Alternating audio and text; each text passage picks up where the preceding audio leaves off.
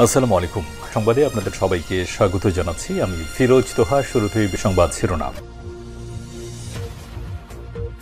বাংলাদেশের সর্বশেষ গুরুত্বপূর্ণ আপডেট সংবাদে আপনাকে স্বাগত। শুরুতেই সংবাদ শিরোনাম, পরে বিস্তারিত। প্রথমেই জানাবো, শাহবাগ থানা ঘেরাও করেছে ঢাবি শিক্ষার্থীরা। ঢাকা বিশ্ববিদ্যালয়ের শিক্ষার্থী ও ছাত্রদলের নেতা শাহরিয়ার আলম শামের হত্যার বিচারের দাবিতে শাহবাগ থানা ঘেরাও করেছে ঢাবি শিক্ষার্থীরা। রোববার 18 মে বেলা 11টায় ঢাকা বিশ্ববিদ্যালয়ের রাজু ভাস্কর্যের পাদদেশে বিক্ষোভ কর্মসূচি পালন করেন ঢাবি সাধারণ শিক্ষার্থীরা। এর আগে শাহবাগ থানা পুলিশকে 48 ঘন্টার আলটিমেটাম দেন শিক্ষার্থীরা। 48 ঘন্টার আলটিমেটাম শেষ হওয়ার পরই দুপুর 12টায় শাহবাগ থানা ঘেরাও করেছেন তারা। এ সময় ঢাকা বিশ্ববিদ্যালয়ের ভাইস চ্যান্সেলর রাজু ভাস্কর্যের সামনে এসে সাম্য হত্যার বিচারের দাবিতে সংহতি জানান। জানাবো, মুহুর্মুহু হামলার ভয়ে লুকালো লক্ষাধিক ইসরায়েলি। ইয়েমেনের হুতি গোষ্ঠী বিদ্রোহী আনসারুল্লাহ ইসরায়েলের বেন গুরিয়ন আন্তর্জাতিক বিমানবন্দরে দুটি ব্যালিস্টিক ক্ষেপণাস্ত্র হামলা চালিয়েছে। আজ এই হামলা সংঘটিত হয়েছে। এই হামলার আগে বিমানবন্দর লক্ষ্য করে একটি ড্রোন হামলার কথাও জানিয়েছে হুতিরা। এই হামলায় সেখানে লক্ষাধিক ইহুদিরা পালিয়ে যায়। এরপর জানাবো, গাজায় ইসরায়েলি হামলা বৃদ্ধি, কাতারে ফের যুদ্ধবিরতির শুনানির আলোচনা। কাতারের দোহায় নতুন করে গাজার যুদ্ধবিরতি আলোচনা শুরু হয়েছে। ইসরায়েল ও হামাস উভয় পক্ষই বিষয়টি নিশ্চিত করেছেন। এদিকে যুদ্ধবিরতির আলোচনার মধ্যেই গাজায় হামলা তীব্রতর করেছে দখলদার ইসরায়েলি বাহিনী। আজ এক প্রতিবেদনে এই তথ্য জানিয়েছে কাতার ভিত্তিক সংবাদ মাধ্যম আল জাজিরা। এদিকে মাঝ আকাশে এক হেলিকপ্টার বিধ্বস্ত, অন্যটির সঙ্গে ধাক্কা, নিহত 5। ফিনল্যান্ডের ইউরো এলাকার মাঝ আকাশে দুটি হেলিকপ্টারের সংঘর্ষে 5 জনই নিহত হয়েছে বলে নিশ্চিত করে স্থানীয় পুলিশ। আজ দুর্ঘটনা ঘটে। এই দুর্ঘটনার কারণে একটি হেলিকপ্টার বিধ্বস্ত হয়েছে, অন্যটি নিচে পড়ে গেছে। সেটি গুরুতর আঘাত লেগে ধ্বংস হওয়ার কাছাকাছি। জানাবো, যাচাই বাছাই না করেই ভুয়া খবর দিচ্ছে ভারতীয় মিডিয়া। সাম্প্রতিক ভারত পাকিস্তান উত্তেজনার প্রেক্ষাপটে ভারতের সংবাদ মাধ্যমের ভূমিকা নিয়ে তীব্র সমালোচনা করেছে যুক্তরাষ্ট্রের প্রভাবশালী পত্রিকা দ্য নিউ ইয়র্ক টাইমস। প্রতিষ্ঠানটি জানিয়েছে সেখানে কোনরূপ যাচাই বাছাই ছাড়াই ভারতের মিডিয়া মিথ্যা সংবাদ প্রচার করছে। প্রিয় দর্শক, এতক্ষণ শুনছিলেন সংবাদ শিরোনাম, এবারে বিস্তারিত। তবে তার আগে বন্ধুরা, অনুরোধ থাকবে এই সংবাদটিতে একটি লাইক দিন। এই চ্যানেলে আপনি নতুন হয়ে থাকলে আমাদের সংবাদটি দেখতে দেখতে চ্যানেলটি সাবস্ক্রাইব করে রাখুন। কমেন্ট করে বন্ধুরা আপনার মূল্যবান মতামত জানিয়ে দিন আপনি বিশ্বের কোন দেশ থেকে বা বাংলাদেশের কোন স্থান থেকে আমাদের সংবাদটি দেখছেন এবং শুনছেন। আর বন্ধুরা, গাজা যুদ্ধে আপনি যদি নিরীহ ফিলিস্তিনিদের ভালোবেসে থাকেন, কমেন্টে ইয়েস লিখে বিশ্ববাসীকে জানিয়ে দিন। সংবাদটি আপনার সোশ্যাল মিডিয়া ফেসবুকে বন্ধুদের মাঝেও শেয়ার করে দিন। এবারে বিস্তারিত। শাহবাগ থানা ঘেরাও করেছে ঢাবি শিক্ষার্থীরা। ঢাকা বিশ্ববিদ্যালয়ের শিক্ষার্থী ও ছাত্রদলের নেতা শাহরিয়ার আলম শামের হত্যার বিচারের দাবিতে শাহবাগ থানা ঘেরাও করেছে ঢাবি শিক্ষার্থীরা। রোববার 18 মে বেলা 11টায় ঢাকা বিশ্ববিদ্যালয়ের রাজু ভাস্কর্যের পাদদেশে বিক্ষোভ কর্মসূচি পালন করেন ঢাবি সাধারণ শিক্ষার্থীরা। এর আগে শাহবাগ থানা পুলিশকে 48 ঘন্টার আলটিমেটাম দেন শিক্ষার্থীরা। 48 ঘন্টার আলটিমেটাম শেষ হওয়ার পরই দুপুর 12টায় শাহবাগ থানা ঘেরাও করেছেন তারা। এ সময় ঢাকা বিশ্ববিদ্যালয়ের ভাইস চ্যান্সেলর রাজু ভাস্কর্যের সামনে এসে সাম্য হত্যার বিচারের দাবিতে সংহতি জানান।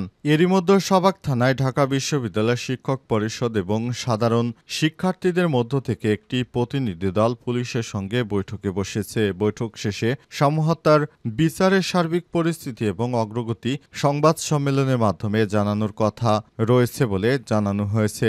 সংবাদ সম্মেলনে সাম্য হত্যার বিষয়টি নিশ্চিত করা হয়। প্রথমে তারা শাহবাগ থানা ঘেরাও করেছে যাতে করে যারা সাম্য হত্যার পেছনে জড়িত তাদেরকে গ্রেপ্তার করা হয়। সাম্যকে হত্যার ঘটনার পর এ পর্যন্ত 3 জনকে গ্রেপ্তার করা হয়েছে। তাদেরকে থানায় সোপর্দ করা হয়েছে। তারা সবাই শরীয়তপুরের বাসিন্দা, কিন্তু তাদেরকে গ্রেপ্তার করার পরও কোনো উপযুক্ত শাস্তি এখনো দেয়া হয়নি এই দাবি করে শিক্ষার্থীরা শাহবাগ থানা ঘেরাও করেছে। এছাড়াও ঢাকার আরও একটি পয়েন্টে ইশরাককে মেয়র বানানোর শপথ পড়ানোর জন্য বিএনপির নেতাকর্মীরা এবং সাধারণ জনতা সেখানে ঘেরাও করেছে। তারা ডিএসসিসির এলাকায় উপদেষ্টা আসিফ মাহমুদ সজীব ভূঁইয়াকেও অবাঞ্ছিত ঘোষণা করেছে এবং তারা উপদেষ্টা আসিফ মাহমুদ সজীব ভূঁইয়ার পদত্যাগের দাবিতে মাঠে নেমেছে। সমস্ত স্থাপনায় তারা তালা মেরে দিয়েছে। তাদের একটাই দাবি, ইশতাক হোসেনকে সেখানে মেয়র ঘোষণা করতে হবে।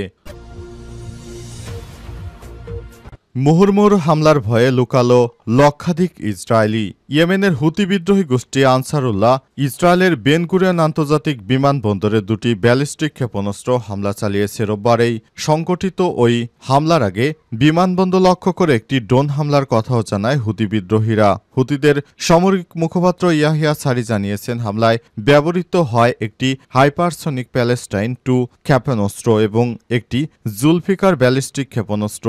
তিনি একে একটি গুরুত্বপূর্ণ অপারেশন বলে অভিহিত করেছেন। এই হামলায় বিমান চলাচল বিঘ্ন ঘটে এবং লক্ষাধিক ইসরায়েলি নাগরিক বোম শেল্টারে আশ্রয় নেয়। তবে ইসরায়েলি কর্তৃপক্ষ এখনও এই হামলার কোনো ক্ষয়ক্ষতির বিষয় নিশ্চিত করেনি। এর আগে হুতিরা জানিয়েছে তারা বেন গুরিয়ন আন্তর্জাতিক বিমানবন্দর লক্ষ্য করে ইয়াফা নামক ড্রোন পাঠিয়েছিল। হুতিরা দাবি করেছে গাজায় ইসরায়েলের গণহত্যামূলক অভিযানের জবাবে তারা এই হামলা চালিয়েছে। তারা মুসলিম বিশ্বকে আরও সক্রিয় হওয়ার আহ্বান জানায়। একই সঙ্গে আন্তর্জাতিক সম্প্রদায়ের নিরাপত্তাকে মানবিক বিপর্যয়ের পরোক্ষ সহযোগিতা হিসেবে আখ্যা দেয়। এই ঘোষণার কয়েকদিন আগে ইসরায়েলি প্রতিরক্ষামন্ত্রী ইসরায়েল কার্টোস হুতিদের চলমান হামলার জবাবে হুতির শীর্ষ নেতা আব্দুল মালিক আল হুতি সহ নেতৃত্ব পর্যায়ে হত্যার হুমকি দেন। তিনি আরও বলেছেন, যেভাবে হামাস ও হিজবুল্লাহ নেতাদের টার্গেট করা হয়েছে তেমনভাবেই হুতিদেরও করা হবে।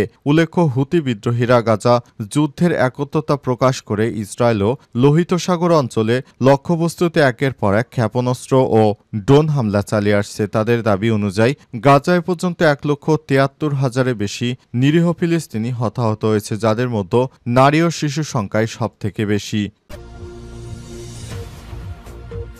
গাজায় ইসরায়েলি হামলা বৃদ্ধি, কাতারে ফের শুরু যুদ্ধবিরতির আলোচনা। কাতারের দোহায় নতুন করে গাজার যুদ্ধবিরতি আলোচনা শুরু হয়েছে। ইসরায়েল ও হামাস উভয় পক্ষই বিষয়টি নিশ্চিত করেছে। এদিকে যুদ্ধবিরতির আলোচনার মধ্যেই গাজায় হামলা তীব্রতর করেছে দখলদার ইসরায়েলি সেনারা। এক প্রতিবেদনে তথ্য জানিয়েছে কাতার ভিত্তিক সংবাদ মাধ্যম আল জাজিরা। ইসরায়েলের প্রতিরক্ষামন্ত্রী ইসরায়েল কার্টোস আজ এক বিবৃতিতে বলেছে, দোহায় হামাস প্রতিনিধি দল জিম্মি চুক্তির বিষয়ে আলোচনায় ফিরে এসেছে। কার্টোসের মতে ইসরায়েল কোনো শর্ত ছাড়াই আলোচনায় অংশ নিয়েছে। ফিলিস্তিনি প্রতিরোধ আন্দোলন হামাসের মিডিয়া উপদেষ্টা তাহের আল নোনো সংবাদ মাধ্যম রয়টার্সকে নিশ্চিত করেছেন, কোনো শর্ত ছাড়াই গাজায় যুদ্ধবিরতির নতুন দফা নিয়ে পরোক্ষ আলোচনা শুরু হয়েছে। তিনি আরও বলেছেন, হামাসের প্রতিনিধি দল তাদের অবস্থান যুদ্ধ বন্ধ করার প্রয়োজনীয়তা, বন্দি বিনিময়, গাজা থেকে ইসরায়েলি সেনা প্রত্যাহার, মানবিক সহায়তা এবং গাজার জনগণের সমস্ত চাহিদা পূরণের অনুমতি দেওয়ার বিষয়টি তুলে ধরেছে। এদিকে কাতারের দোহায় যখন নতুন করে যুদ্ধবিরতির আলোচনা শুরু হয়েছে, তখন গাজায় হামলা জোরদার করেছে ইসরায়েলি বাহিনী। উপত্যকাটির একটি সূত্র জানিয়েছে আল জাজিরাকে, আজ ইসরায়েলি হামলায় কমপক্ষে 70 জন নিরীহ ফিলিস্তিনি নিহত হয়েছে। হামলা আগের থেকে আরও বেড়েছে এবং এই হামলার কারণে সাধারণ জনগণ এখন গাজা থেকে কিভাবে পালাবে, তারা কিভাবে বাঁচবে, তারা কান্নাকাটি করছে। তাদের পালানোর কোনো পথ নেই, যাওয়ার কোনো জায়গা নেই।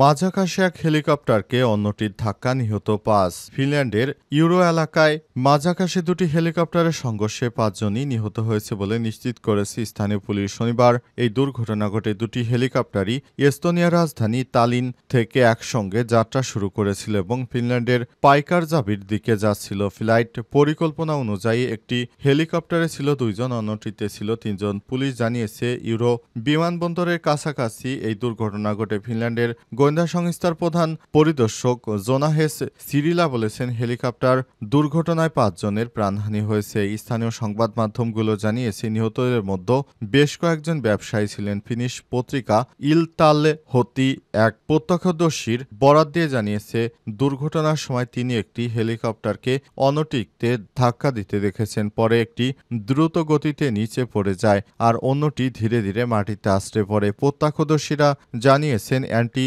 মারজানিন বলেন, আমি কোনো শব্দ শুনতে পাইনি, দূর থেকে দেখেছি একটা যেন পাথরের মতো কিছু একটা নিচে পড়ে আসলো। ফিনল্যান্ডের কর্তৃপক্ষ দুর্ঘটনার কারণ অনুসন্ধান শুরু করেছে। হঠাৎ করে কেন এই ধরনের হেলিকপ্টার বিধ্বস্ত হলো সে বিষয়টি খতিয়ে দেখা হচ্ছে। ফিনল্যান্ডের পক্ষ থেকে বিষয়টি নিশ্চিত করা হয়েছে।